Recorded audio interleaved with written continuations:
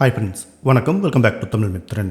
இசையமைப்பாளர் ஏ ரஹ்மான் திடீர்னு சென்னையில் இருக்கிற அப்போலோ ஹாஸ்பிட்டலில் அனுமதிக்கப்பட்டிருக்கிறத தொடர்ந்து ரசிகர்கள் அதிர்ச்சி அடைஞ்சிருக்காங்க.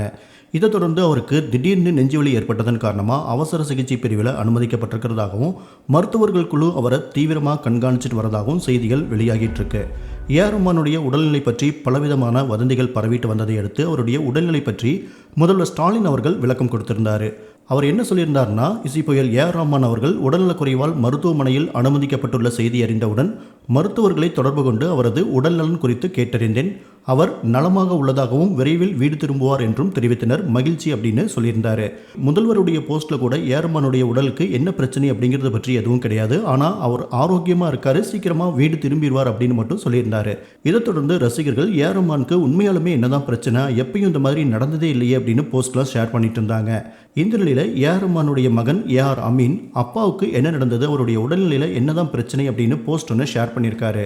அதில் அவர் என்ன சொல்லியிருக்காரு அப்படின்னா, அன்பு கொண்ட ரசிகர்கள், நலம் விரும்பிகளுக்கு உங்களது அன்புக்கும் பிரார்த்தனைகளுக்கும் ஆதரவுக்கும் நான் நன்றி கடன் பட்டுள்ளேன். அப்பா நீர்ச்சத்து குறைபாட்டால் அவர் சோர்வாக இருப்பதாக உணர்ந்தார். இதற்காக மருத்துவமனைக்கு சென்று அவருக்கு சில மருத்துவ பரிசோதனைகள் எடுக்கப்பட்டன.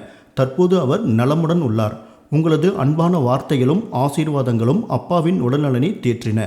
உங்கள் அனைவருக்குமே நாங்கள் கடமைப்பட்டுள்ளோம் அப்படின்னு அமீன் சொல்லியிருக்காரு. இதன் மூலமாக ஏ ஆர் ரஹ்மானுடைய உடல்நிலையில் எந்த பிரச்சனையும் இல்லை அப்படின்னு அமீன் சொல்லியிருக்காரு. இருந்தாலும் அவர் நலமோட வீடு திரும்பணும், அப்போ தான் முழு திருப்தி ஏற்படும் அப்படின்னு ரசிகர்கள் ஏ ஆர் ரஹ்மானுக்காக ப்ரே பண்ணிட்டு இருக்காங்க. கடந்த 2024 நவம்பர் 19 ஏ ஆர் ரஹ்மான் அவர்களும் அவருடைய மனைவி சாய்ரா பானுவும் தங்களோட திருமண வாழ்க்கையை முறித்துக் கொள்கிறோம், விவாகரத்து பண்ண போகிறோம் அப்படின்னு அறிக்கைகள் வெளியிட்டிருந்தாங்க. இதை தொடர்ந்து சாய்ரா பானு கடந்த பிப்ரவரி மாதம் 20 மெடிக்கல் எமர்ஜென்சி அறுவை சிகிச்சைக்காக ஹாஸ்பிட்டலில் அட்மிட் பண்ணியிருந்தாங்க.